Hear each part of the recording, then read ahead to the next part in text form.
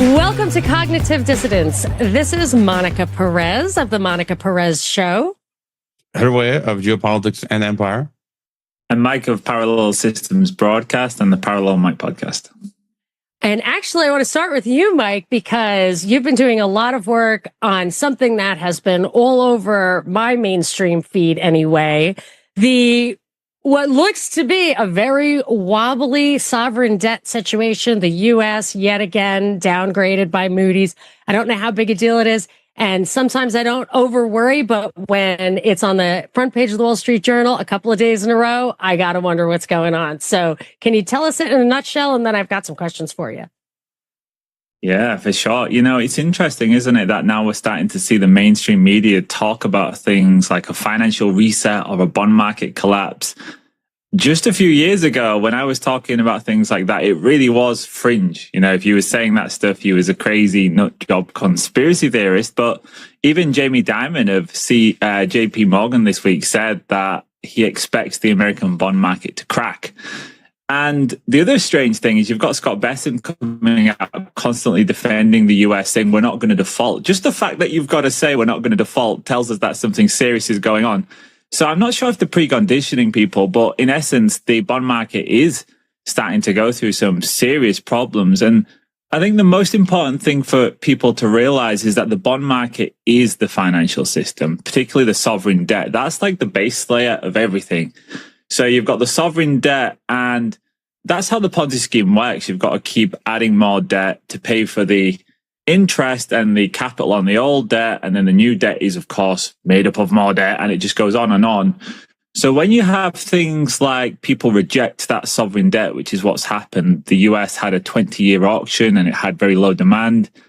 Japan had their 30-year bond and 40-year bond go to record high yields, which for people that don't understand that, when the yield's going up, the interest rate's going up, that's not a good sign. That means the price of pre-existing bonds are collapsing. So just to give an example, Monica, if you issued a 20-year bond and it was 2% yield, and then 3 years later you issue a 20-year bond and it's a 5% yield, the people are going to look at those old bonds and say, well, wait a minute.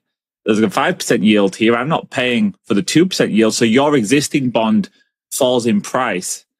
And what's been happening is the long dated bonds have been collapsing in price and going up in yield, which tells us that the system is rejecting the debt. And as you know, if you take away the debt from a Ponzi scheme, then eventually you get the collapse. So this is serious for us and it's why we should be concerned, is because that sovereign debt is also what is held by all the commercial banks. So all of their reserves are in this debt. It's held by the pension funds. It's held by the insurance companies. So what we've got right now is, because the value of that pre-existing debt's collapsing, you've got huge unrealized losses throughout the system and probably insolvencies.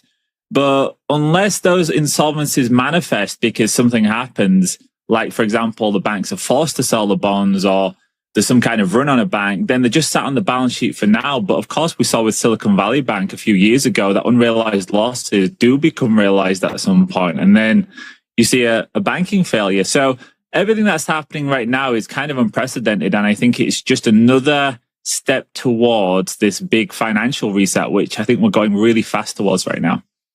You're totally blowing my mind, because we're seeing, I think, correct me if I am wrong, just the inevitability of the cycle of these highly controlled financial systems. In that, while you were talking, I was like, but they've been trying for so long to get the inflation rate going, to get interest rates up, because they had ZIRP, zero interest in perpetuity, because of the 2008 collapse. There was a terrible debt collapse and we had such low interest rates. And so they must be happy now. And then I was like, but wait a second.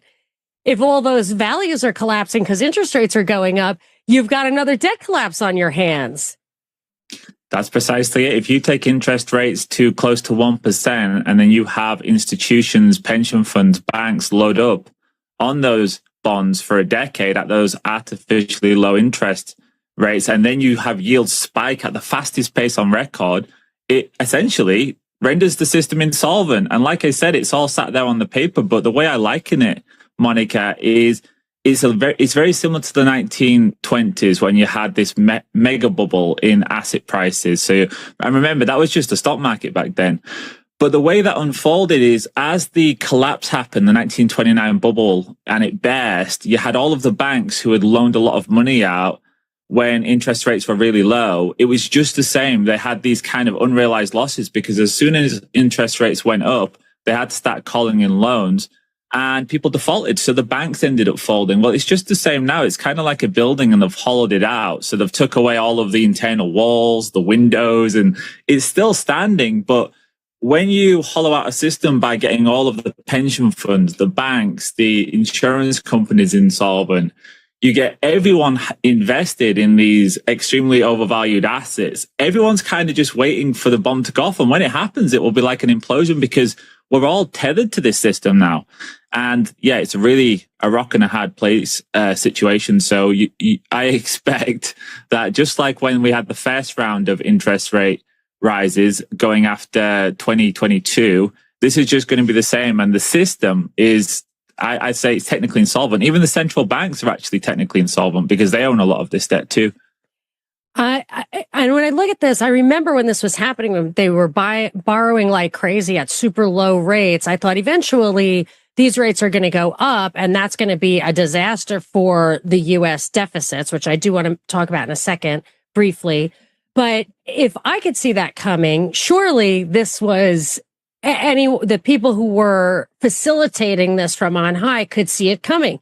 Do you think that it's really the Machiavellian financial capitalists that are saying, okay, I don't care if it collapses, it'll be like either a buying opportunity for the bonds themselves, a la Waterloo and the Rothschilds, or a buying opportunity for everything that goes under, like kind of the 1929 crash?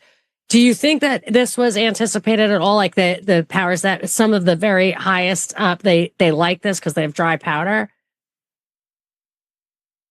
Well, they definitely anticipated it because they created the mechanism, the great taking mechanism, so that when this all implodes, they will get to take all of the collateral. And the collateral of the system is essentially the sovereign debt, but it's also on top of that is you've got our assets. So that's your mortgage property, machinery that's bought on loan, or vehicles, pension funds, all of that's being used as collateral. So that's meant to be the safeguard so that if the system implodes, that collateral will go to the most important financial institutions, which they have got legal certainty. It's called the secured creditors. And that's like your JP Morgans. So when Jamie Dimon says to a group of regulators that we're going to have a bond crisis and you're going to panic, and he said, but we're not going to panic. And it's like, yeah, he's not going to panic because they've got legal certainty that they'll be saved in the financial crisis, but we won't because it's our assets that would get taken. So I think they definitely foresaw this because they set themselves up to be protected. That when this happens, they are going to be insulated, but we're not. We are essentially at the bottom of the food chain when it comes to any kind of crash. So they ain't bothered, but we should be bothered because it's our futures and our bank deposits that would get taken. Yes. And the way that works is if you are the first guy who gets paid out and you lent them 50% of the value of the asset and the asset falls in price by 50%, you get 100%. That's really how it works. I was a high yield banker. Those guys get paid 100%. I was going to ask you about that. Yeah, they get paid 100%. I'll save high yield didn't. High yield didn't. High yield was at great risk, which is why half the time they didn't get anything, which is why they had to get more than double the interest rate. But I thought the high yield's very moral. But you know, during the Lehman Brothers collapse, in the days going up to the collapse of Lehman Brothers, which was right on the precipice of the GFC in 2008, JP Morgan suddenly essentially stole $8.5 billion worth of assets. So they cleaned out Lehman Brothers just before they collapsed.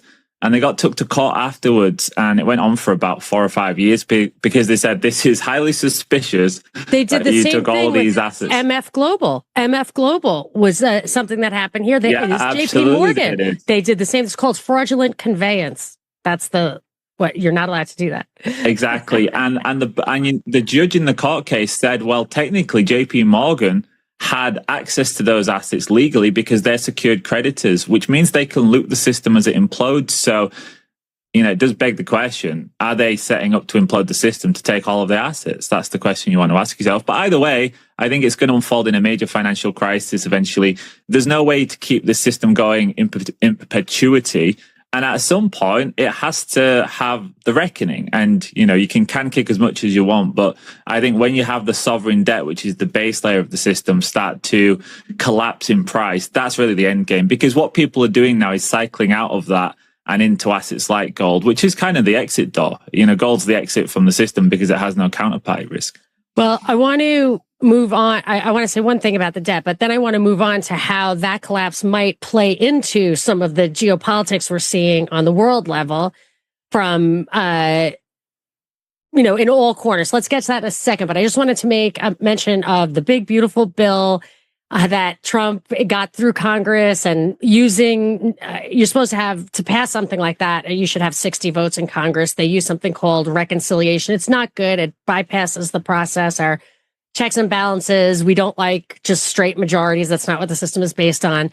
But he's getting it through, and it has a lot of spending and has a lot of tax cuts. And as a person who thinks that taxes should be zero and taxation is theft, that's the only thing worse than that is taxing future generations, is borrowing it. So I would really like a balanced budget. They absolutely would never give that. What's happening here, though, is this big, beautiful bill 10 years from now will increase budget deficits.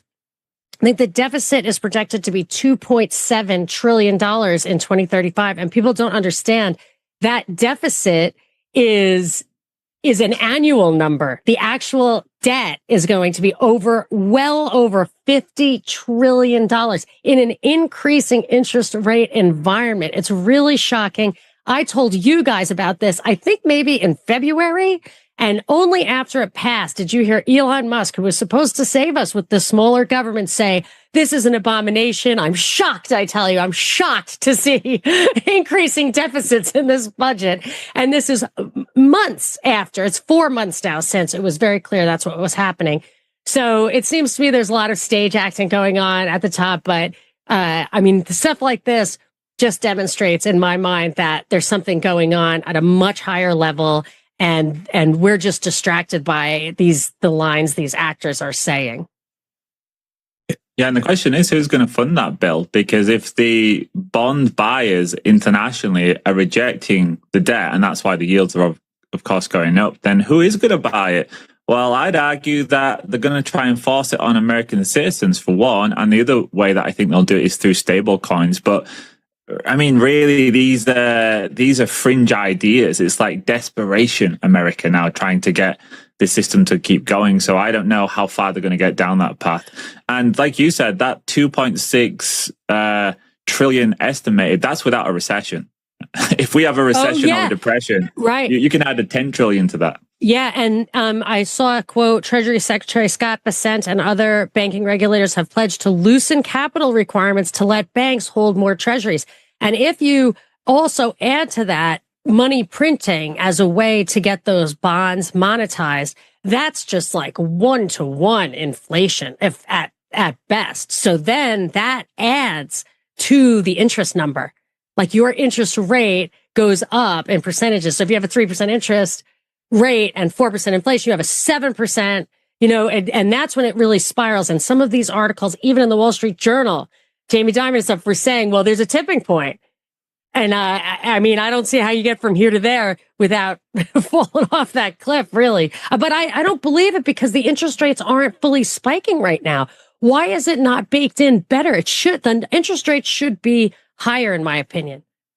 Well, I mean, you've got the US 20-year. It went from 1.2% in 2020, and it's currently above 5%. But 5% sounds like a normal number. It sounds like a normal number, but it's not the level. It's the rate of change. Quadrupling. Because that means that anyone who bought bonds, a 20-year bond, at any point going back, I don't know how many decades now, those bonds have collapsed in price. And in Japan, it's anyone in history who ever bought a 40-year bond is underwater in terms of the price of those bonds. So that's how you that's how you rendered the system insolvent. It's that rate of change. But I wanted to ask you, Monica, I remembered that you was a bond trader. What was the No, I wasn't a trader. I was a banker. Banker. Yeah. What was the highest graded bonds before you got to junk status? Do you remember? Geez, I think a single B would be just junk. No, I can't remember. It's been a long time. What is it? It doesn't matter. It doesn't matter. Sorry for putting you on the spot. What is it? What is it? It's the triple B. The triple B bond is Standard & Poor's. Oh, yeah. Yeah, and Donald Trump has been talking about his triple B bill. He's literally been saying, "Oh, my triple B bill." Oh, the big beautiful bill. Oh my gosh, that's so funny. Come on, guys. This is like, can't you put the dots together? He's talking about a triple B bill, which is the last grade of bond before you get to jump. I was going to say triple B, and I was like, I can't remember which way it works. No, you're right, because I think you're correct, because with Moody's it is the B. It's BA or something stupid. Yeah. But anyways, but no, that's not good. Ironic. Yeah, I just found that quite ironic. Yeah, I think that they know exactly what they're doing. Plus, he's such a troll. What was Hrvoje saying what he did? He was trolling us earlier on something. Trump. Oh, that he tweeted out, I think he threw a bone to the QAnon folks. He said Biden, on Truth Social, he posted that there is no Joe Biden. He was executed in 20. Executed! I didn't see that. But I just wanted to add, you mentioned Jamie Dimon, and I just found it interesting. He came out saying we shouldn't be stockpiling Bitcoins. We should be stockpiling guns, bullets, tanks, planes, drones, rare earths. And that's juxtaposed with Mexican billionaire who just came out, Ricardo Salinas Pliego, who owns TV Azteca, Electra, Banco Azteca, all that. And he's saying he's going to put 100% of his asset savings in Bitcoin. And that for me is like the alarm bells. I'm like, I wouldn't put 100% in gold. I wouldn't put 100% in anything. I was just thinking, if people remember the 2010s, I forget what year exactly was it, 2011, 12, 13, something like that, where silver went from like $25 an ounce to $50 an ounce and then back to 25. So imagine if you had gone all in on $50 an ounce silver, and then it halves. You just lost half of your savings, and then Senator, what's her name, Cummings or whatever, who's promoting the strategic Bitcoin reserve bill. She's just out again this week talking about all this stuff, and I'm just thinking it sounds like a classic rug pull, right? Like hey guys, put 100% in Bitcoin. And how do you even value it to like just determine where is a buy and that it's actually trading freely in the market? I mean, those things are notoriously, gold and stuff, they're controlled. Those prices can be controlled, or so they say. And just, I guess, to your earlier thoughts, Francis Hunt, who we both interviewed, Mike, he tweeted about the debt collapse, and he's linking it. Like you're hearing all this talk about China now. Macron came out, Hegseth, pushing the war narrative escalation on China, and Hunt says exactly what you guys are talking about: the debt collapse.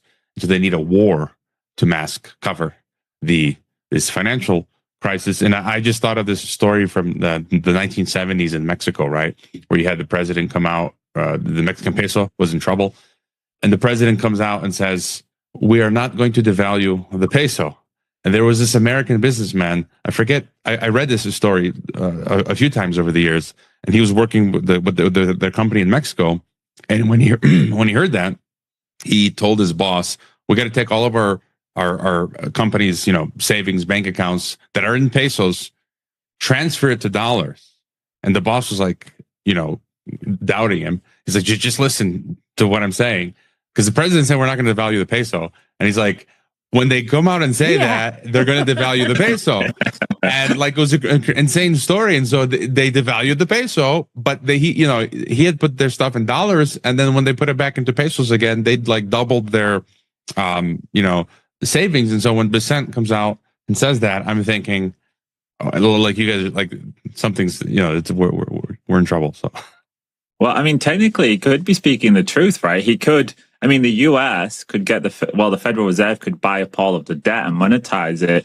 So technically, yeah, they can not default, but it is a default if in 5 years' time, $1 million buys you like half a bagel or something. So, you don't have to do a hard default and literally say we're not paying you. It's like, yeah, we'll pay you, but we're paying you back in confetti. So, but that's a great point about war being the answer. Because or even just the defense spending, even just rumors of war. I've been thinking about that, war and rumors of war. I've always puzzled over that. phrase and from the Bible, but that the rumors of war are enough. Either way, if you have the destruction, if you have the defense spending, that's government dollars spending. That's like the Keynesian answer to an economic collapse. And so maybe maybe these things actually are weaving together.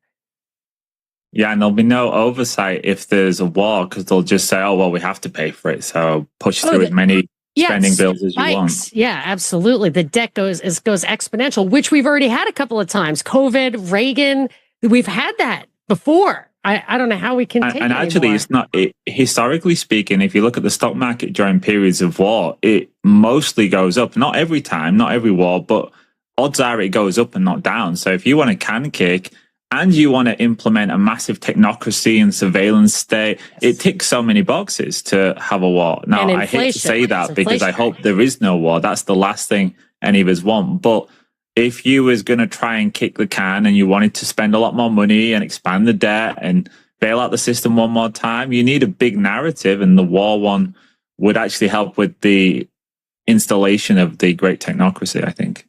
And the Palantir thing, maybe that's why it's in the news. What's the latest on that?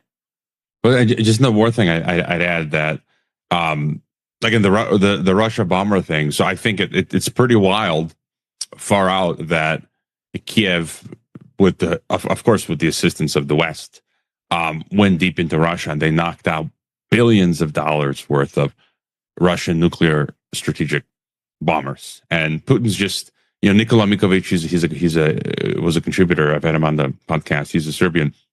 He says, he's quoting Putin back to himself. Putin supposedly once said, "The weak get beaten." And in this case, Russia seems to be the weak that's getting beaten, and it seems like they're trying to start something. South Korea, they didn't succeed with the false flag there. A skirmish in India, Pakistan. Now let's hit the nuclear strategic bombers, the Russians, see how they're going to react. And then in my weekly analysis, I put together, again, I'm just picking up the signals, but there were two separate guys saying that something wicked this way comes. This Ross Coulthart, he's this Australian journalist, and he said he's interviewing all these experts, UFO guys and all this other stuff. And he says that a lot of these guys are saying something's coming, something's going to happen. We don't know exactly what, 2027 maybe.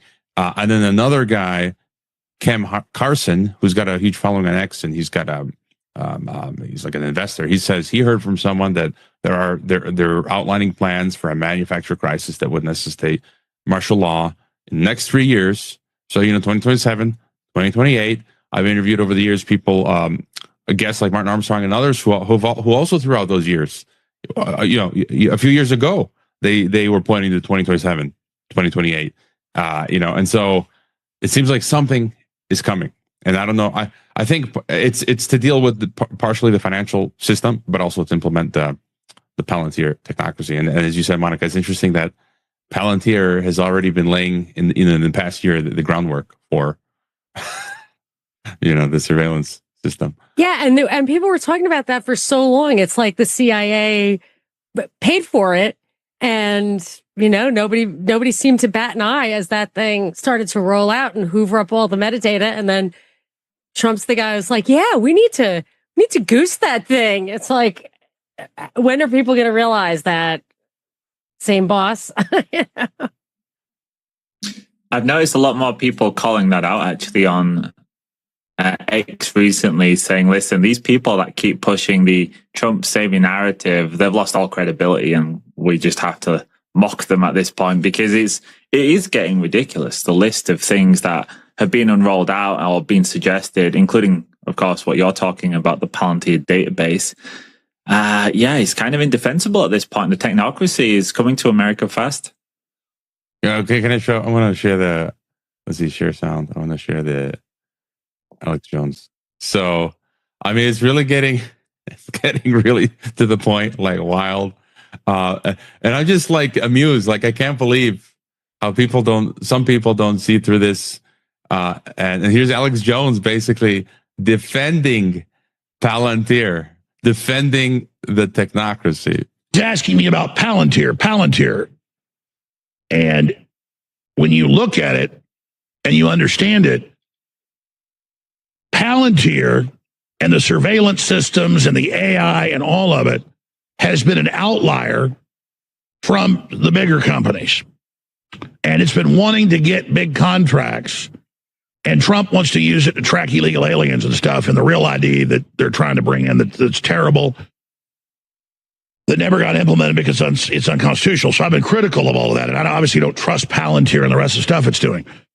But it is small compared to all the other big AI and the Pentagon Sentinel and all the rest of it. The reason you're seeing the attacks on it everywhere is because it's trying to get contracts that other big tech companies already have, and because Palantir has been supportive of Trump.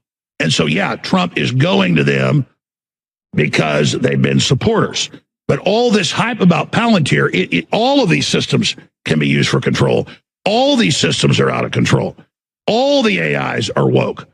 So Palantir is being used to run AI drones, killing people in Gaza. All of it's very concerning. But why do people know about Palantir and nothing else? Well, that's because it comes from the left, only focusing on Palantir. I mean, it's, for me, it's clear. He's like, he's like, it's a bad, but, you know, Trump, we got to support Trump. Palantir supporting Trump. We got to support Palantir. And, but he's also saying, it's the left, but Palantir is a far left company. Peter Thiel he's self-admittedly on the left. He said that Palantir is a company to root out the far right. So I don't think it's the left pointing out Palantir. Peter Thiel, it's not Peter Thiel, sorry. What's his name? Alex Karp. He is somebody that is on the left himself. And I mean, look at the comments. Derek Rose says, I can't believe you are such a sellout. And you know, I commented, I found this quote from Aldous Huxley, where Huxley said, if you want to preserve your power indefinitely, you have to get the consent of the ruled. They will do partly by drugs. You know, I've mentioned before, alt media is being flooded with drugs, and partly by these new techniques of propaganda. And so I think Alex Jones, Jordan Peterson, they are the new techniques of propaganda. And it says they will do this by bypassing the rational side of man and appealing to his subconscious and deeper emotions and his physiology. Even in a way, I feel like that's what Alex Jones is doing in the magatard crowds, and this is making him actually love his slavery.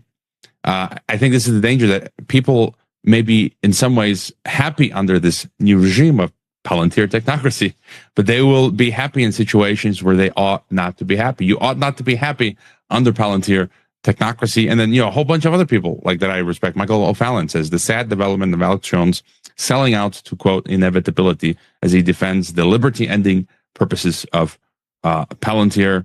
And, you know, Seven Seas, who have interviews, he says, when you're talking about that split between Musk, we've seen this time and time again, don't we?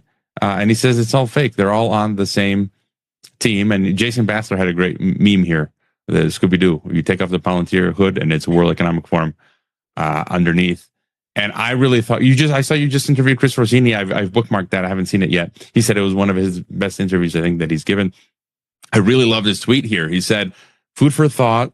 Tons of Americans have come to realize the fact that Republicans and Democrats are a false choice. The two are artificial opposing forces. They both lead to the same destination. Here's the food for thought. What if the U.S.-China enemies thing is the same setup? False choice. With Republicans and Democrats, it's the Republicans who play the role of good cop. They appeal to the good instincts in people against the totalitarian Democrats, but it's all false. They're all just totalitarians. And zoom out. What if it's the same thing with U.S.-China? U.S. is the, quote, freedom nation. Chinese communists are the totalitarians. But that's not true either, because American freedom has been crushed into fine powder. When you look at that, the direction the American government is going, as you just mentioned, Mike, under Trump too, it's becoming like the Chinese communists. A digital totalitarianism is being erected. What if this supposed battle is leading to a very specific destination, a digital totalitarianism for all? And I think he just nailed it right there. I want to say one more thing about Palantir in regards to, or two things, what Alex Jones was saying. Yes, why would, maybe they did support Trump, but they are the CIA. They were funded by In-Q-Tel, which is the VC of the CIA. So The question is, he's just giving it back to the CIA, which means that he was doing what they wanted him to do. And another thing I noticed back in the day when I first started following Palantir years ago, when it was before it went public, that Peter Thiel's I think it was Peter Thiel. I know he's a founder of Palantir, but I think he was the one where this detail was true, where he was given or bought in on a very, very low price that entree into Palantir. And these people, Elon Musk and the subsidies to all of his companies, when you think of George Soros got so rich front running the pound, which is something that if you had information, you could do. You don't have to be a genius. It's ridiculous to think that he, whose mission was from the time he was in LSE and was in Karl Popper's class, in order to get rich so he could control political things. So I think these are some of the mechanisms, and we have proof that these people, these face jobs, these billionaires that have all this credibility for their acumen, have been created by the government. Even Trump, his father made all that money from projects. He himself went bankrupt. His sister's a federal judge, and he got basically didn't have to jump through hoops to own casinos, which is a government enforced monopoly or oligopoly, basically.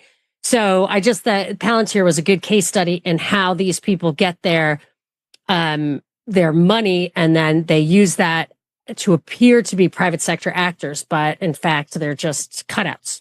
Well, people are saying it's fascism. It's like, China, you mentioned there, Hrvoje, about the dichotomy between China and the West. Well, China just goes straight through the state, and in the West, we do it through the private companies that are being paid by the state. So you can have your communism or your fascism, but it's both totalitarianism. Or the private companies that were created by the state. And I watched last night the 3-hour interview with Dr. Robert Epstein on Danny Jones, and I've interviewed Epstein 5 years ago, I think, and he was talking about this stuff. And I think it's quite clear, the total information awareness that was around 2001, yes, that was shut down. And then I think Whitney Webb and others have pointed out, it's just Palantir's TIA, total information awareness, rebranded, just like Facebook is DARPA LiveLog rebranded. And it's like and then Tim Hinchcliffe, he just posted today, he wrote an article on how DARPA is now running these new COVID-like pandemic simulations, and then how they're going to manage people. And it's like DARPA is the brain of all of this. It's like, I was thinking, that would be a great avenue of research. The problem is finding, it's hard to come across good info, but basically I wouldn't be surprised if DARPA just created Amazon and they created the internet. They created absolutely everything. Like, I was just thinking last night after listening to Robert Epstein's talk, I mean, I wonder what is in the halls of DARPA in those labs. Like, I bet our minds will be blown with the stuff that they have in there. And as you say, Peter, Bitcoin came from you find the room like, oh, here's a bit that, and I think it takes, a lot of capital, and you need the tech to develop these systems, like the computer systems, the software systems, all the things that they have. And you need teams to develop, to create these ideas of all these things that we're using. And it's all, and it was something he mentioned in his interview with Dr. Robert Epstein. I'm forgetting it now, but that as artificial intelligence is coming into being, like what's happening now was sort of the idea that they started with for us to create this sort of closed control system. But you just pointed to something really important that people don't often acknowledge, is that in America, they're so successful because they always deliver it as though it was private and you've got free choice, so that you adopt it and then you help advance it, which is what they did with digital currencies. It's what they've done with AI. And then eventually they just swoop in and tighten the net on it. And, one thing that we should mention as well is from that big, beautiful bill is there's a 10-year there's a 10-year period and it says in the bill, there's 10 years where the states are not allowed to regulate AI at all. So if you want to roll out the technocracy in America, you need to make sure you can get everything in place within a decade. And that's significant because in America, you're meant to have devolved powers. So the states are meant to be able to, I'm all about not over-regulating businesses, but in this instance with AI and the assault on liberties and freedoms, you want the states to have power.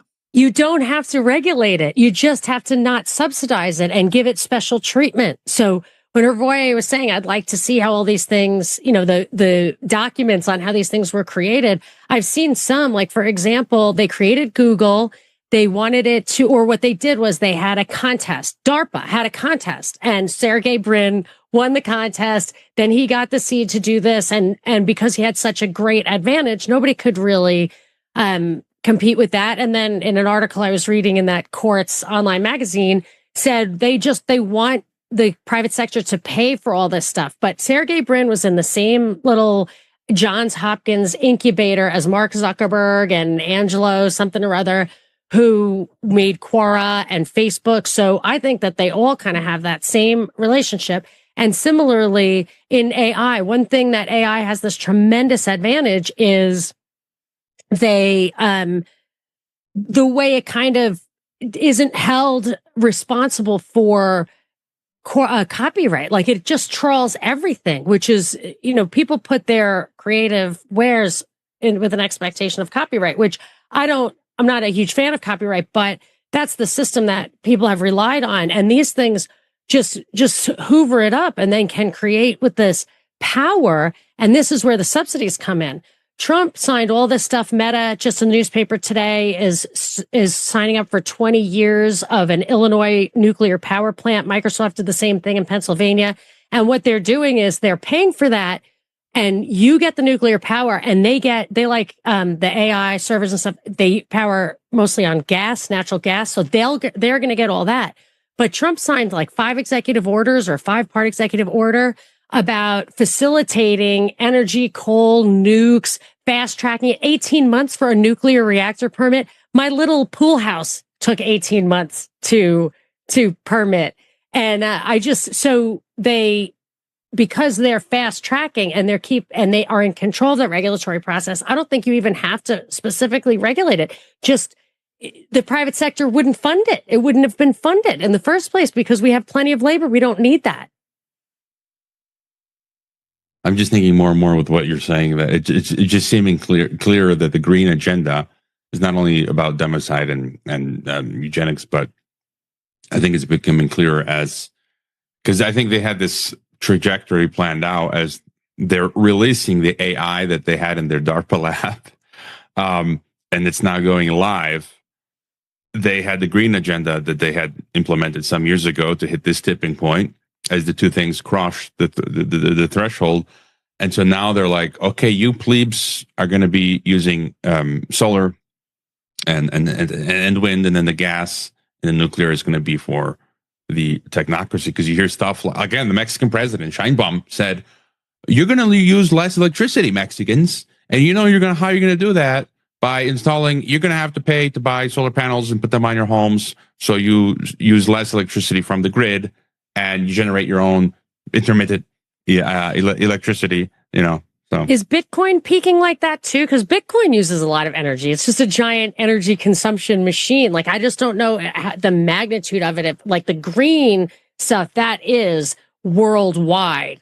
And now they're saying, oh, well, it's a little shaky. Let's bring all the fossil stuff back on, the nukes back on. Obviously, it went offline so they could put all the green stuff that we're going to have to use. But I would wonder about the proportion of Bitcoin, because if it's reaching the end of its, they don't need it to demand energy anymore if they've hit that tipping point. So I wonder what that means for Bitcoin. It shows also how they use the left-wing agendas to further what's going to be a right-wing agenda, then the right-wing agenda to further what's going to be a left-wing agenda. And it's just this ping-pong back and forth, but we're going to the same direction. And this is one of the things that I think America especially is really good at. You've got all the people on the right saying, oh, this green agenda is from all those guys on the left. And it's like, well, wait a minute, it's that same green agenda that's now pushing for this big rollout of nuclear that's separating the energy system from the people in the state. So, another one was how Biden supposedly blew up Nord Stream, but that really set the stage for Trump to leverage Europe in terms of tariffs and LNG. So there's always a synthesis that I see between the two sides, but a lot of people don't see it that way. And it's a really powerful tool because it allows you as a nation to say, oh, well, that wasn't us, that was the other America. That was the other side. It drills down even more than that to where the parties themselves and any kind of conspiracy or cui bono or anything, that also gets sanitized because they put on the individuals these behaviors. So Biden is currently being investigated for cognitive decline and using an auto pen to sign pardons for his own family, as if someone snuck around his back to sign pardons for his own family. And that the scandal is that there was an auto pen used instead of the scandal being that he pardoned his 3 siblings and their spouses, which when Nixon was pardoned, Ford announced, carried around in his pocket, the Burdick v. United States that was a dictum that said a pardon carries an imputation of guilt and its acceptance carries a confession of guilt.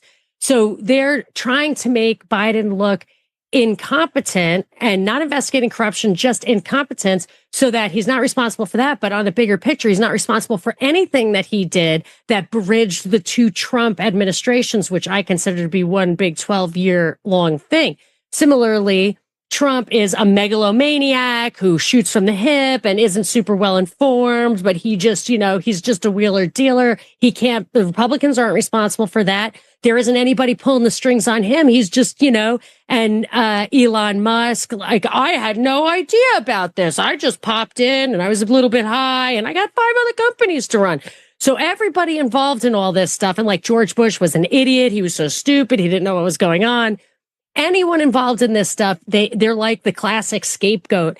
They're all the sins of the party, the society, the politicians, whatever goes on that person, and they make that person seem irresponsible or irrational so that you don't see the obvious truth that nobody's working for you. This machine is in the control of somebody else who is benefiting. All I'm going to say is ping pong politics is a great name for a podcast. Let's put that in the title. But I just want to, something that it's been kind of bothering me. I have guests, some that I ask on, others that ask themselves on or have agents or whatever. And I'll talk to interesting folks, but I've had a few and it just blows my mind. And they're playing ping pong politics. That's their ideology. And they're liberal leftist globalists. And they'll say, they'll talk about the far right and disinformation, and basically they're pro thought crime. And in my interview, I often will bring out Orwell and thought crime. Like, don't you understand? It's not left or right. It's like, so you're okay with thought crime? Like, so if you think something wrong that the government doesn't like, you should be arrested and fined. And like, that's essentially what they're promoting. Like, we need disinformation, and people can't say what the system. Anything that disagrees with the system, and then like they actually believe this stuff, and I'm thinking it's so un-American, and it's like, and they're coming from the left. Well, it's like, well, haven't you read Orwell? Aren't you against what 1984 says? Like, they actually support it, and I can't believe it. And it's a uniparty thing. It's bipartisan. It's I've had Democrats question voting, which I don't care about at all, but they're like, well, if voting leads to Trump, then we've got a problem. I'm all for, I'm fine with like a monarchy or whatever, but I don't want a totalitarian dictatorship. And that's definitely what you're going to get either way. No, you voted the wrong way. No, I'm sorry. No, but I mean, we're also like we're clearly seeing that, there's no difference between essentially the Biden and Trump system. They're just implementing, they're just, as Mike, you were saying, it's ping pong. So Biden took it to one level, and now he hands the baton to Trump, and then he just takes it further, It's a little bit depressing in a sense, isn't it? Because you look at it and you say, God, they're just so good at pushing the ball further up the field. Like, every time you think, oh no, people might start to disengage from that, and maybe ask, because I think really it's always bottom up to force change. Like, yeah, the political level is always going to be corrupt, but if they can't get public support for something, it's kind of impossible. It stalls everything. They have to get us on board. And if we assert ourselves more, they'll have to lower the threshold of what they're going to do. It will get weaker and weaker. And that's our power, is to be able to say, actually, we don't agree with that. And then they'll say, okay, we'll roll it back a bit. Kind of like with COVID in the UK. I remember every time they tried to turn the screw a bit, they'd keep doing it until people started to just say, oh, screw this, we're not doing it at all. And then they'd say, oh no, we've taken that rule away now, because they always wanted to make it seem like they had power, but they really understood that the people had the power, because as soon as they started to dissent, they'd have to make it seem like they were rolling back the rules. And it is kind of crappy to see that in America, especially, they're just so good at getting people to just support the next move up the field, the next move. And the problem is, at some point, you know, I don't think it matters why people vote, because if the technocracy does get installed, they don't need our votes anymore. You know, it's game over at that point. Yeah, no voting. And I just, I get comments every week, and some of them are from my own subscribers, and they don't mean it in a negative way, but this 1% of people who complain about black-pilled and depressing. And I'm like, it's not, my podcast is not geopolitics and happy. Go listen to travel podcasts and channels and cooking and what the stuff that we're looking at is. You go to any news channel, it's all dark and depressing. I mean, it's not about, the point isn't even about that this is black-pilled or depressing. Like, it is what it is. We're looking at this stuff. This is reality, folks. And if you can't handle it, go watch Sesame Street. Don't watch Sesame Street. That's the worst. I just get throwing out just whatever. No, I mean, it's like so corrupted. It'll really depress you. Because they do that to kids. But the black pill, what I think people have to understand is hopeless is not society or humanity or our souls or any of that. What's hopeless is the existing institutions are not going to produce a hero of a leader.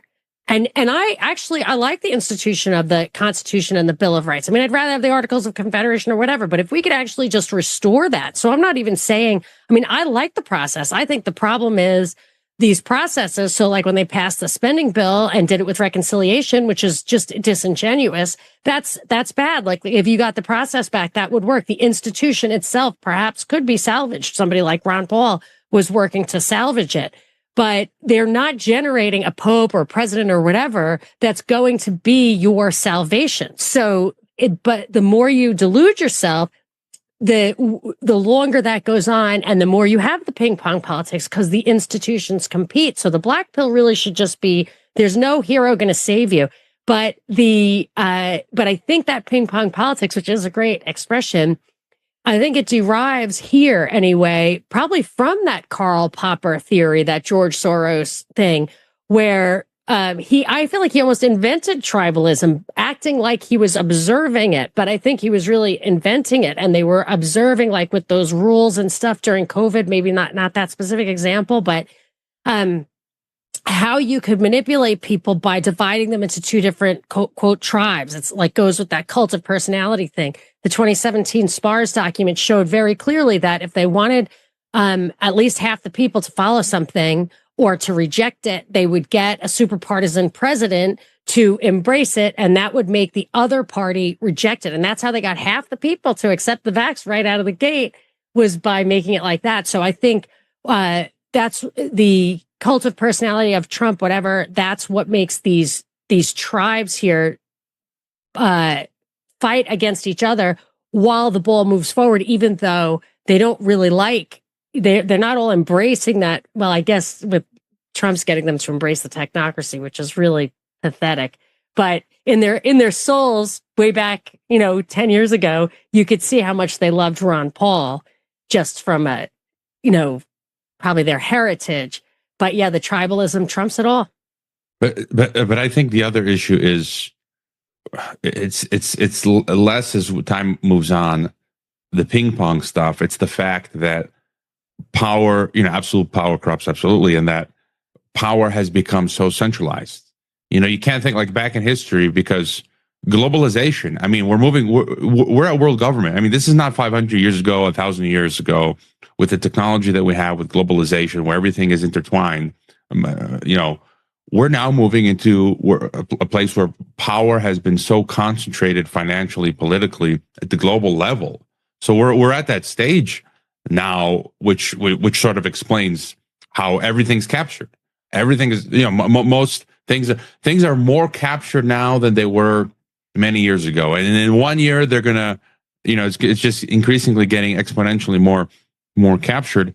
And just on the whole black pill thing, it's like, when people say that, it's like, I'm not even thinking, but that's not my definition. It's like, a doctor isn't a black pill. His job is to diagnose the patient. You do what you want with it. You call the doctor, like, oh, you have this disease, you're black pilled. And it's just like, no, it's like, I don't even think in those terms. I have my coffee, the sun is shining, I'm happy every day. I'm like, oh, let's see what Trump is up to. Let's see what Peter Thiel is up to. It's like, it is what it is. Okay, I do my little report podcast, and okay, I go outside and have a nice meal and enjoy the rest of my day. And so, again, the way people think, and just one other point, we had this in Sunday in Mexico here. They changed the laws. There's all this rah-rah about Mexico where now people can vote for all of the judges of the court, and it was like super low turnout. Nobody cared. And it's like, nobody cares anymore because they're seeing through the facade. It's like, what's the point? We're being run by corrupt oligarchies all across the planet. It's like, and then people tell me, like, Australia, you're fined. I think you get a fine if you don't vote. You have to vote. And then someone who lives in, was it Bolivia or somewhere, Ecuador, I can't remember, that if you don't vote, they fine you a month of the average salary. And I'm like, I'll pay the fine. I don't care. I'm not going to participate anymore. When people get to that point is when they would stop paying taxes, which is what's the most insidious thing in the US, I don't know if it's everywhere now, is withholding taxes. Your employer gives half of your money to the government before you get it. And you can't protest. You can't execute a tax protest because of that. Yeah, I was speaking about this the other day. I was saying, surely at some point in this whole unraveling, when people lose their jobs, or there's people that are just the screws getting so tight on them that they can't afford to pay everything, and they're getting more and more stressed, that at some point people are just going to en masse say, I'm not paying the bills, I'm not paying the council tax, or I think you've got state taxes over there, I'm not going to pay my water rates and all of this. And it's going to be, I think a mass movement will eventually come from that, and maybe it will be top down psyop, but I think at some point it has to happen, because I know a lot of people are struggling right now financially, and we ain't even there yet. We haven't had the financial collapse, or maybe that's why they're automating everything. Yeah, well, that obviously for them, that's the dream, is that they can just take it straight from you. If you say something wrong, it goes straight out your bank account. But I don't know. I do think at some point the whole structure will naturally start to fall apart. People won't believe in it forever, but I'm guessing that that's factored into the plans as well. So, there's the pushback that people believe in now, but once that crumbles and they think, right, I got screwed again, I'm guessing a lot of people will check out of the system and say, I don't believe in it. But then there'll be something else. There's always going to be something else. Well, I'm saying that's why they're converting everything to, they're automating their AI and stuff, because if you drop out, they don't need you anymore. Yeah, but I personally believe that the technocracy will implode. I don't know about you guys, but I don't think it'll work, because I know it's run by machines, but ultimately humans are the ones that make the world work. And if there's a mass movement against it, I think it would crumble. It's whether we get to that point. I mean, this is where we have the argument between 1984. Is it going to be totalitarian with the boo, or is it going to be more like Brave New World, where people actually, they enjoy their 15-minute cities, they like it, and they want more of it? So I don't know where we're going to end up, but I do think there's a potential that the AI systems crumble unless it has mass support. I just don't see how they would make it work otherwise. I mean, it would work they could use it in a totalitarian way against the dissidents, but people en masse are going to have to embrace it somehow. Otherwise, you just have millions of people throw their hands in the air and say, I've had enough, and that wouldn't be a nice world. Do either of you think that sun cycles could interfere with their ability to use tech as a control mechanism, or is that just too fringy? Last week, there was a report of a geomagnetic storm. It didn't seem to have been terribly strong, but I hope so. I mean, I think eventually, my issue is the timeline that, God wins in the end, good wins. But maybe for the rest of my life, I'll have to contend with the algorithm. Yeah. Ghetto, or my children or whatever. I've done quite a lot of work on the solar cycle, so I'm pretty. Yeah, I thought I saw something about that. I had Professor Zarkova on my show, and she's the lady who predicted that we're going into a grand solar minimum, which is going to be where the sun goes through a period of real inactivity. So it's going to get really cold. And I don't know about you guys, but I had one of the coldest Mays that I remember. And it's wreaking havoc with the farming because we had a really warm April, like unseasonably warm. So all the flowers and plants started to bloom. And then we get a really cold May and it crushes everything. So we're not going to have any walnuts again this year on the tree. Wow. So and we're at the peak of the 11-year cycle now. So actually it's going to get way worse. This is when it should be hottest now. But she said it's going to get really cold going into 2030, 2040, all the way to 2050. And the last time we had one of these, and you can study these, they happen throughout history. We had the mini ice ages, and it happens every 350 years or so. And in the Maunder minimum, it froze over the waterways in Netherlands. The Thames froze over. You had like 2 or 3 months of growing season disappear. So if she's correct, and she's a professor in Durham, they actually tried to get her fired because it went against the climate narrative. She's a really lovely lady though, and I interviewed her, so you can check that out on my podcast. But it's that the sun, the sun is responsible for our climate. That's the bottom line. And it's not just getting colder on Earth, it's getting colder on other planets. So clearly it's not man-made global warming. So, but it is getting colder. And if she's correct, we're going to have some tough times ahead of us. And I asked her specifically actually about the technocracy. I said, well, if it's going to get a lot colder and we're going to a deep freeze, is the technocracy going to be possible in that? And she said, absolutely not. She said it's a fantasy. There's no way they'd be able to get up and running. And energy. Why? Energy and food. Oh. I would assume the answer would be greenhouses out of the gate. Maybe that's why they're learning how to, grow meat on racks, which is disgusting. Yeah. Well, we'll see. Stuff. It's a strange time in history because everyone's talking about big cataclysms and world-ending events. It's almost like it's in our collective consciousness because we all feel like things are unraveling. So we've all got our own kind of viewpoint on that. Some come from a religious perspective. Some look at the cycles, the big cycles. Some look at it from the debt collapse. But we're all essentially talking about civilization, I want to say ending, but definitely shattering moments. And it's not a race you want to win, really, is it? By the way, Ice Age Farmer. Yeah, what happened to him? So, Signs of Life on his Telegram, no way. He posted for the first time in years. So people who remember him, I had him on the podcast years ago. And so he just posted on his Telegram channel. Nothing beyond that, but it seems like he's showing signs of life. So. Wow, interesting. I always wondered what happens. I figured he just got sick of it or had to get a job or something. But there was one thing you said earlier, boy, about like it's all captured. It's captive now. It's beyond. And I wonder if it was something I actually heard on your show, but I think it was the Mies, the guy, somebody you interviewed.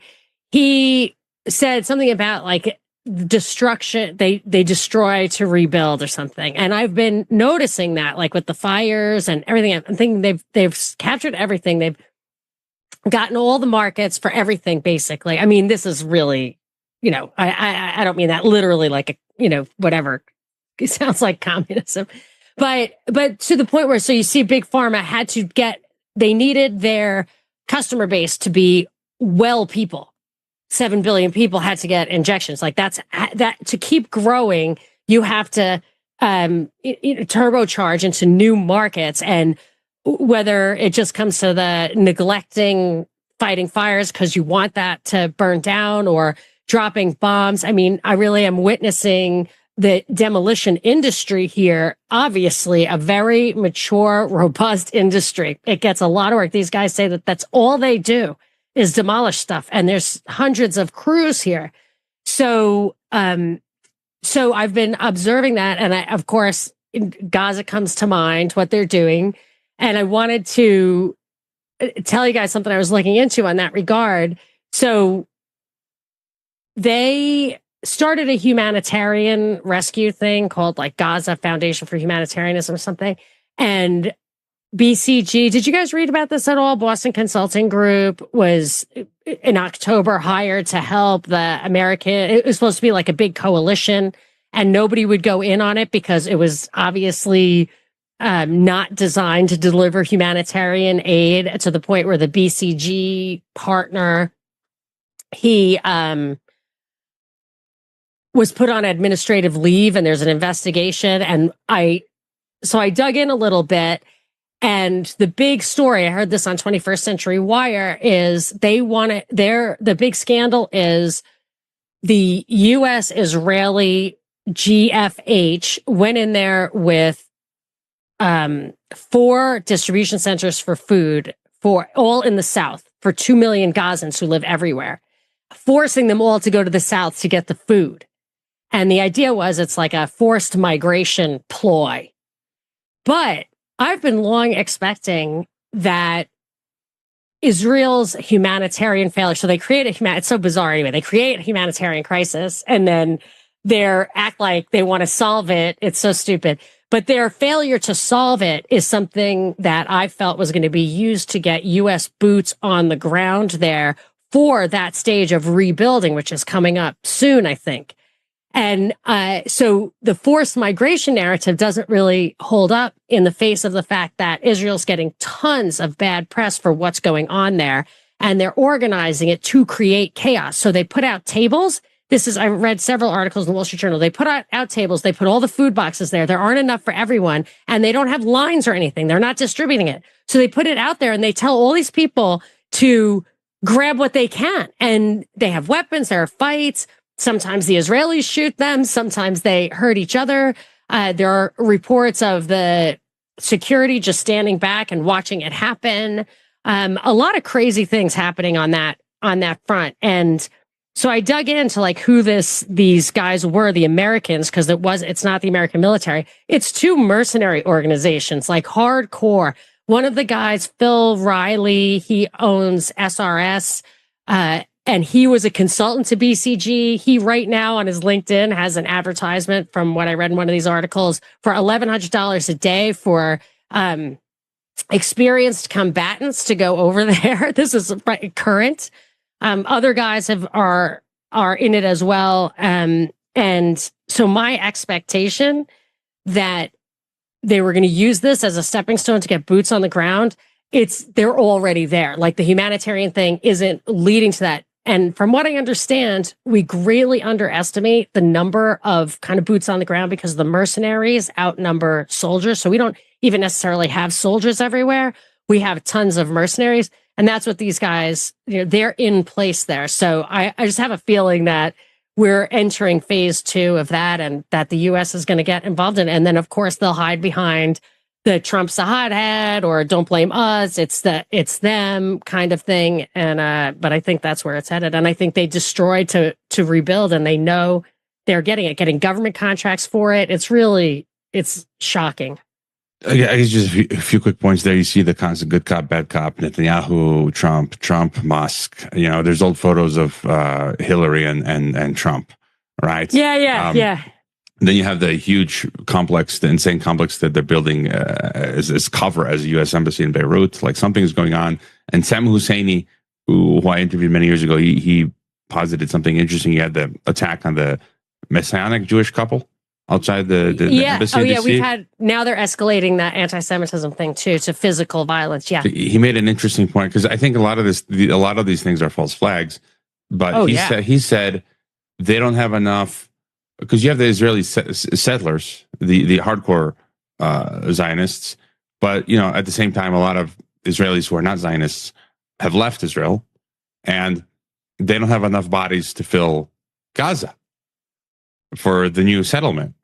And maybe part of they're trying to garner sympathy with the American evangelical Christian Zionists to convince them to, maybe they'll to get them to go to live in Gaza. I thought that was an interesting thought experiment. I think there's something is something interesting. something to that. And then the talk, Michelle Trostadovsky believes the split is real between Netanyahu and Trump, and that America wants to create and take over Gaza, America, not Israel. And then I'm just wondering, like, what the further game is here. But if America took over Gaza, Israel would run it anyway. You know what I mean? Like, our own government is highly influenced by the same people, don't you think? I don't know. I think many things can happen, and then I think I've talked about this before in Cognitive Dissonance, that I think the play again is to create a Middle Eastern union. Yeah, I mean, that's the only thing I could see going forward long term is the big thing. So I don't know. Is the coast so gorgeous in Gaza that they could literally make the whole thing a resort?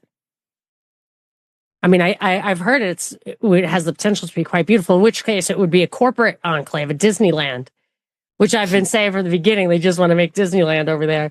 So it could be that. It could be that level. But yeah, I don't know. I never really believe in the rifts, but it's possible. And yeah, anyway. But it's all corporate. As you interviewed Daniel Esselin recently, One World Corporation Limited, right? Yeah, super fun talking. But at the end of the day, that's essentially what it is. It's not really. It's this one. It is a global corporation, and they're dividing the world into economic zones and no more, nations, nationalities. And so, yeah. Interesting. Do you remember that one? What's that book about? This is called Is that World Gillette? Corporation by King Gillette. Yeah. Oh, yeah. I read about that. It was a Michael Rectenwald. In his book, Michael Rectenwald talks about how Gillette wanted to create one world corporation, no? Yeah. This is from 1910. It's a first edition. Wow. Was that expensive? I'm quite a book collector. I don't think it was. I get ahead of these things, but look at how lovely it is with the onion paper over the portrait and everything. What does he mean, Monica, by a world corporation? What's kind of he's idea? just a hardcore fascist, it seems like to me. I read the book. It wasn't, and he just thought everything should be, if I recall correctly, it's been a while. It says the birth of social and industrial science. It's the technocracy. And I think Philip Drew, Administrator, was written by Colonel House, that guy who was a CFR founder who controlled Woodrow Wilson and the Treaty of Versailles and everything. He had a similar thing. Like, there should be a guy, a technocrat, and they should just run everything. And that's where we're headed. I'm going to have to read the archive.org version, and I use Gillette erasers, and it's kind of like, you see the same pattern though with all of these freaks, the Gillettes, the Carnegies, the Rockefellers. It's like, they're nobodies. They start out, they're just like any of us. And then they get so insanely filthy rich. And then that's when they get these insane ideas of wanting to be like gods and construct. Absolutely. My father always said that. He said it's the other way around. He said they're so godless that they need to be gods on earth. They need to live forever. That's why when he sees somebody's name on the side of a building, or a wing of a hospital, he's like, that person probably didn't believe in God, because it says like, don't go around writing like, I gave at the, I founded this, please praise me now. He's like, they're getting their rewards here, which reminds me of a wing of a hospital I drove by, I think on the East Side Highway in New York, the FDR, and it's like Trump Pavilion, but you can see how new the letters are. This was when he first ran, like in 2016, and underneath it, what it was called, like, last year. So he put up his name to make it look like he's this big donor, when in fact he definitely was not. But yeah, that they want immortality. That's why they write their names on the side of the wing of a hospital or whatever. That made me think of someone. That's where logic fails with everyone, because people think, well, the billionaires are going to want to save us. The guys who have spent a life pursuing like as much material gain as possible suddenly don't care about their own safety. They don't care about the families. They're just going to throw it all away and risk their lives to save the little guy. It kind of doesn't make sense, does it? No, but I was going to say, I knew someone in Croatia. He's since passed, but he became wealthy, but he's a hillbilly, and he was doing what you said, Monica. Like, you see that same thing. He was building in his home in the village. He built statues, like literally like Mickey Mouse, like pyramids and odes to himself. And then he paid some musician to create a Croatian music album. and it was really horrible. It's kind of like, Croatian type hillbilly. And he'd drive around the streets in Croatia blasting his own music that he's singing to. And I'm like, it's so hillbilly. It's just unbelievable. Yeah. It's pathetic. That was just a miniature example of these guys who are just always building monuments. Yeah, he's not smart enough to hide it. Hide it behind altruism. So anyways, this is God complex. But it's just incredible when you read, like what you brought out, World Corporation by Gillette, and yeah. Crazy stuff. I wonder if we have any. Did you guys have any other big topics that you wanted to? I guess just real quick, I thought this was worthy of mention since we're on. I guess just happened to be on the topic of World Corporation. Thanks to one of my listeners, they shared this clip from 11 years ago as Henry Kissinger talking about the world government. And I found this very interesting. Guy Verhofstadt, who's this ultra insane EU globalist apparatchik, in 2009 says he's basically saying the new world order, satanic world government is multipolar. Multipolarity is the new world order. I've been saying it. Yes. And he says it's going to be it's going to be multipolar regional unions, and we're going to have an Asian union. I'm just going to play the clip from him. On a world level, I think it's absolutely necessary that we go in the direction of a network of regional organizations. We have the European Union in Europe. Maybe tomorrow in Asia, they shall create an Asian currency unit, like we have the Economic and Monetary Union in Europe. There is certainly also an enormous intense cooperation more and more in Latin America. There are the Arab countries. So I see a world order in the future with a multipolar world order, where you see a few big regional subcontinental organizations more important. So the network of these organizations, that is maybe the future for this world. Oh, and what do you know? South China Morning Post a few days ago publishes China pushes for a new Asian Union.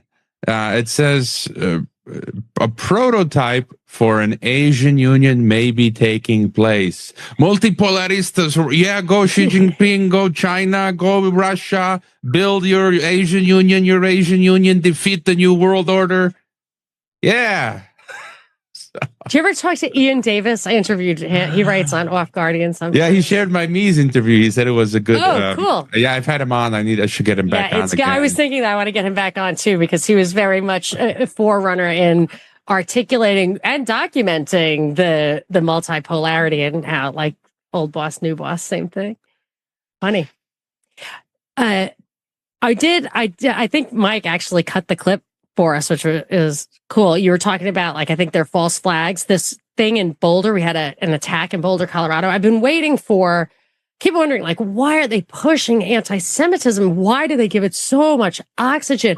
And I don't mean like denouncing it. I mean promoting it. You can't talk about COVID, but you can be overtly, and it's really not anti-Semitism. Like, Palestinians and Syrians are Semites, and there's hundreds and thousands of them being killed. It's the anti-Jewish sentiment, and it is wrong and misguided. If you have criticisms of the country of Israel, the foreign policy, and our alliance with them, I understand that. But why would an irresponsible media give it so much airtime? And I think they want to escalate it because they want to bring in the anti-Semitism legislation. But so that's the one thing. The Messianic couple was the first thing they were supposedly killed. This guy didn't kill anybody, but he was an Egyptian who had lived in Kuwait for 17 years. He was so pale, there's absolutely no way he's like a strictly Middle Eastern guy. He came into the country in August 2022 on a visa which expired in February 2023, and he said he was waiting for he told authorities, court documents say he was waiting for his daughter to graduate from high school before executing the attack. So I don't know if he has 5 children and a wife. Did they all live here? How are they all here? Were they all on an expired visa from only a couple of years ago?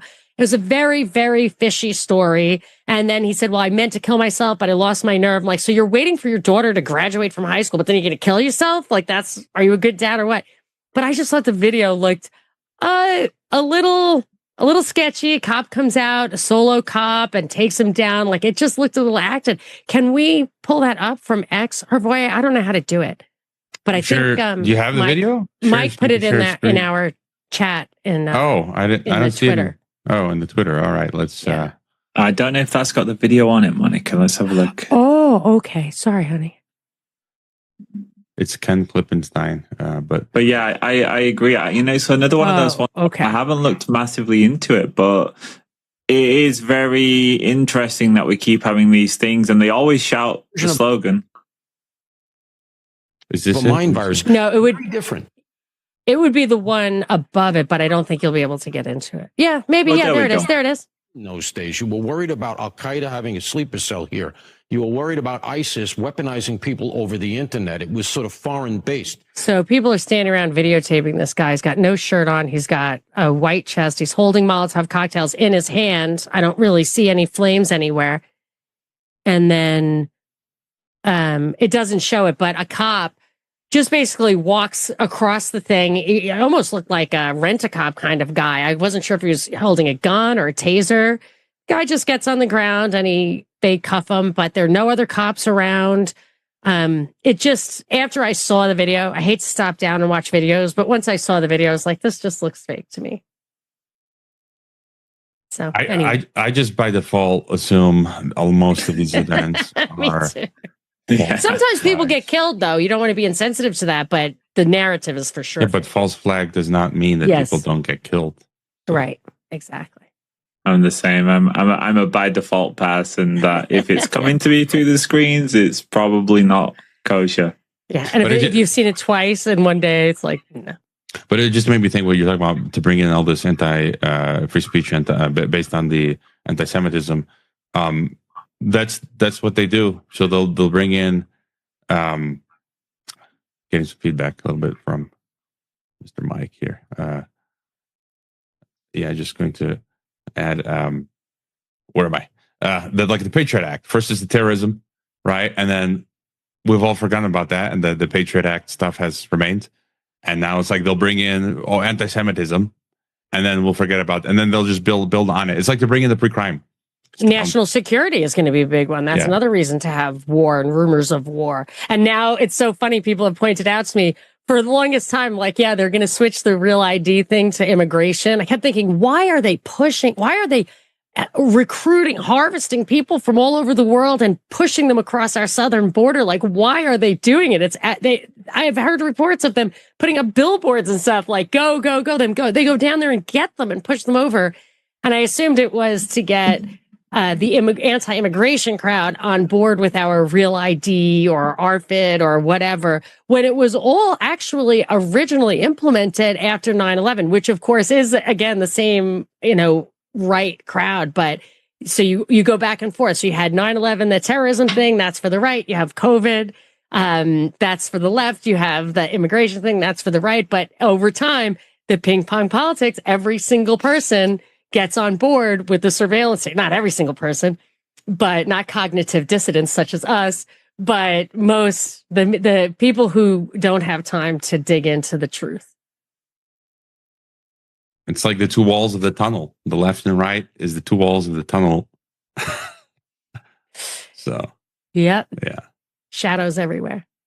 All right, that's all I got, guys. What do you think? That was a good one. That was interesting. I was really enjoyed hearing what you guys had to say about that stuff. Yeah, I got nothing more. That's about it, I think, for this month, I guess. Yeah. Cheers, guys. I agree. It was a good one, but it's it's the same old in a sense. We just keep on chugging along towards whatever it is, but yeah. Hey man, maybe it's a grand solar minimum. Maybe that stuff just craps out. Maybe seriously, like they want us all to be focused on this so you don't focus on your farm. Our grapes are having an amazing year. We have a little vineyard, and just this year is crazy gorgeous. And we did all this testing, and a lot of plants don't take up toxins, by the way. So even though there's like lead and arsenic, it's not. We're going to test the wine, but it's not in the grapes. It's a beautiful season. Yeah, if the sun decides to give up on us, then you can just sit there and get hammered on the wine and laugh your woes away. That's true. I've got a basement full of wine, but I'm now, you've got my mind thinking, like, can we build a greenhouse around the vineyard? I don't know. I guess just on my last thought, I've been hearing about the global cooling coming, although I feel like I really haven't seen it. I feel like in terms of temperature in the last years, I mean, we've been hearing about this for a decade plus, people saying the global cooling cycle is coming. And I don't quite just see it yet. And so I think even with, analysts and alt media, we have to be careful. And I think ultimately just time will tell with a lot of this stuff that we're talking about. And, sometimes I think about the prophecy in the Bible says that towards the end of the world, God said he won't flood the world anymore, but that he'll I guess, when the new heaven and earth comes, he's going to burn the world. That's so right. Maybe the cooling happens before the sun explodes, and burns the world to burn everything so we can restart fresh. I don't know. It is meant to be, purification by fire this time is what the people who I had a guy on my show called Bibu Dev Mizra, and he charts the big cycle. So this one that plays out over 24,500 years, and a lot of the prophecies that he was discussing align with the biblical prophecy too. And it's all like they're all saying the same thing, that there's going to be a cataclysm with fire this time. So maybe that's it. But at the end of the day, we can't do anything about any of those things. So keep planting your garden, hang out with your family, and your living, and what will be will be. We'll be reporting from the center of the sun in a few years, I'm sure. I'll bring the cocktails from the hollow earth. Well, that's it. Thank you very much, gentlemen. This has been another great episode of Cognitive Dissidents. I am Monica Perez of The Monica Perez Show. Hrvoje Moric from geopoliticsandempire.com. And Parallel Mike in fact, if you want to find me, go to Substack. That's my favorite place right now. And that's, if you join any of our Substacks, you can join us for a personal CD Cognitive Dissidents Zoom session in about 2 weeks. We do it every month. And that's it. Thanks for coming, guys. Bye.